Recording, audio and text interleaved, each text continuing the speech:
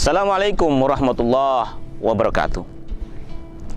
Alhamdulillahi rabbil alamin.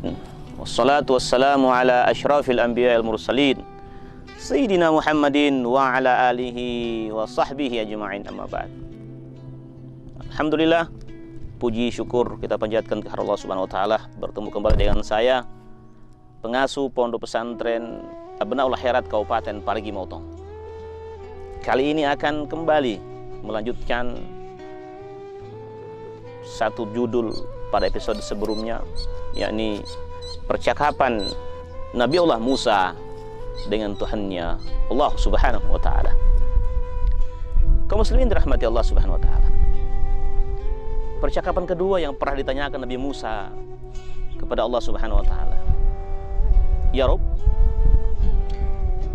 tunjukkan kepadaku, perlihatkan kepadaku, dan beritahukan kepadaku, siapakah kelak nanti jiran tetanggaku di surgamu ya Allah." Subhanallah. Sejauh itu pertanyaan Nabi Musa kepada Allah Subhanahu wa taala. Namun dengan Allah Subhanahu wa taala, pertanyaan apapun itu pasti akan dijawab oleh Allah Subhanahu wa taala. Seketika Allah Subhanahu wa taala berkata kepada Musa, "Ya Musa, ketahuilah bahwa kelak nanti tetanggamu di surga ada satu orang pemuda, Fulan bin Fulan, di satu perkampungan. Di sanalah kelak nanti seorang sahabatmu, tetanggamu di surga." Kaum muslimin dirahmati Allah Subhanahu wa taala, begitu kiranya isyarat yang disampaikan Allah Subhanahu wa taala kepada Nabi Musa. Singkat kata, singkat cerita, kaum muslimin.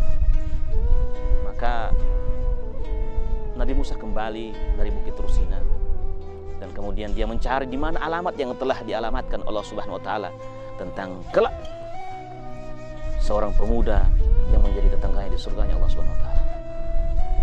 Akhirnya tibalah dia satu perkampungan sebagaimana diisyaratkan Allah Subhanahu wa taala. Maka dia masuk ke dalam satu gubuk. Gubuk itu sangat sederhana.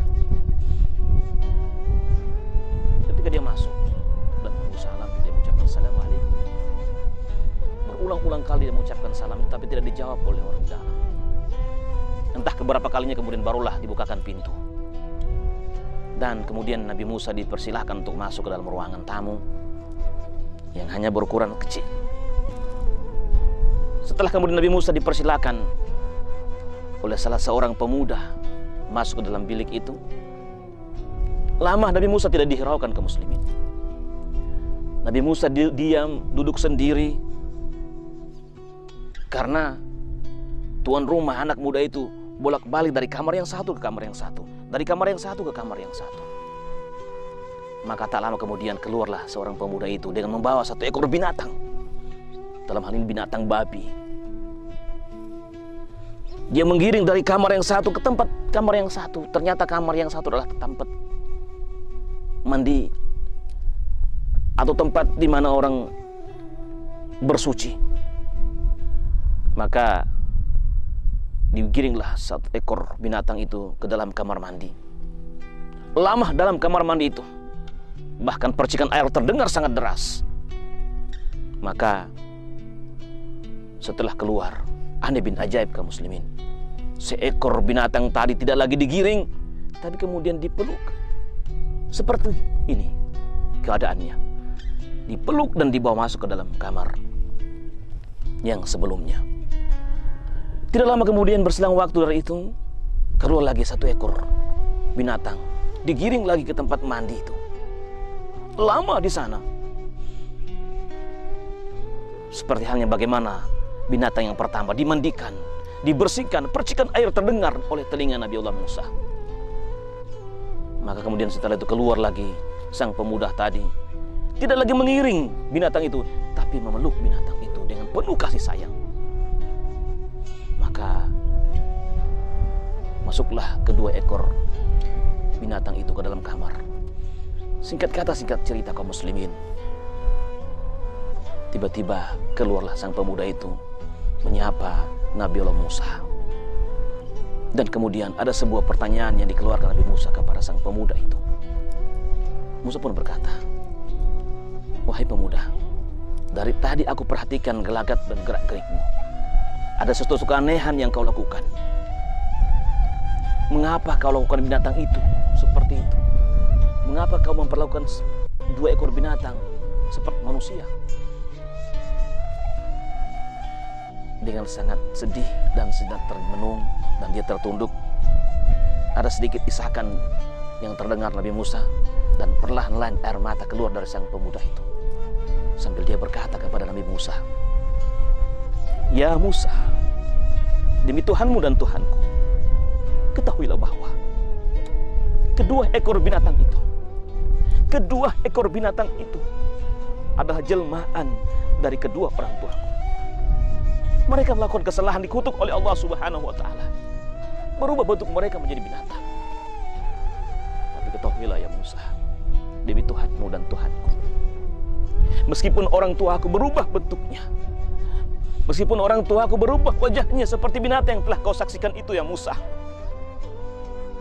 tapi demi Allah, takkan pernah mengurangi rasa hormat dan baktiku kepada mereka berdua, karena mereka lah yang telah melahirkan aku sampai aku bisa seperti ini. Demi Tuhanmu ya Musa, demi Tuhanku, aku berjanji, meskipun mereka telah berubah bentuknya, berubah menjadi ekor binatang, tapi kebaktian seorang pemuda itu takkan pernah luntur." Subhanallah. Kaum muslimin dirahmati Allah Subhanahu wa Ta'ala, kisah ini butuh perhatian dari kita untuk bisa kita contohi. Kita bisa menyampaikan hal ini kepada anak-anak kita. Karena berapa banyak hari ini anak-anak kita yang tidak lagi menghargai orang tua. Jangankan berubah bentuknya, jangankan berubah bentuknya seperti binatang itu, orang tua mereka masih kuat dan sehat, mereka bukan tidak saja menghargai orang tua mereka, tapi mereka malu memperkenalkan orang tua mereka di hadapan sahabat-sahabatnya. Jangankan berubah bentuknya seperti binatang, bahkan orang tua mereka masih hidup, mereka berharap kiranya orang tua mereka cepat pergi dipanggil Yang Maha Kuasa, karena tak ada lagi yang bisa melarang mereka untuk berfoya-foya.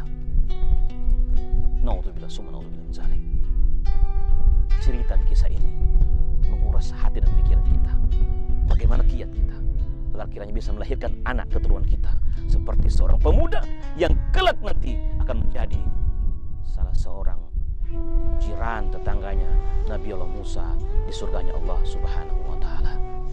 Kaum muslimin dirahmati Allah Subhanahu wa Ta'ala, ketahuilah bahwa ada satu hal yang perlu kita berikan pengertian kepada anak kita. Yakinkan kepada mereka, yakinkan pada pikiran dan hati mereka bahwa tanpa orang tua mereka tak bisa berbuat apa-apa. Tanpa orang tua yang melahirkan dan membesarkan mereka, mereka tak bisa menikmati indahnya kehidupan dunia ini. Tanpa mereka, mereka tidak mendapatkan ridha dari Allah Subhanahu wa Ta'ala.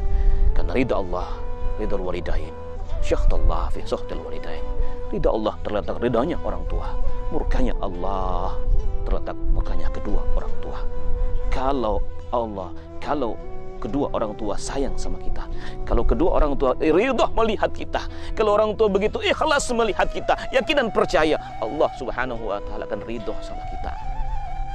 Tapi sebaliknya, manakala kedua orang tua kita marah, kedua orang tua kita murka, yakin dan percaya ibadah seperti apapun yang kalian lakukan, pengorbanan seperti apapun yang kalian lakukan, semua akan sia-sia karena tidak mendapatkan ridha dari Allah Subhanahu wa taala. Dan sampai itu kaum muslimin, ayo, ini tugas dan tanggung jawab kita sebagai orang tua. Berikan pengertian penjelasan agama kepada mereka. Kenalkan mereka kepada Tuhan, kenalkan mereka kepada Rabbmu, kenalkan mereka dengan cara berusaha untuk menjadikan anak-anak yang soleh dan soleha. Insya Allah puasa kita kali ini diterima di sisi Allah Subhanahu wa taala.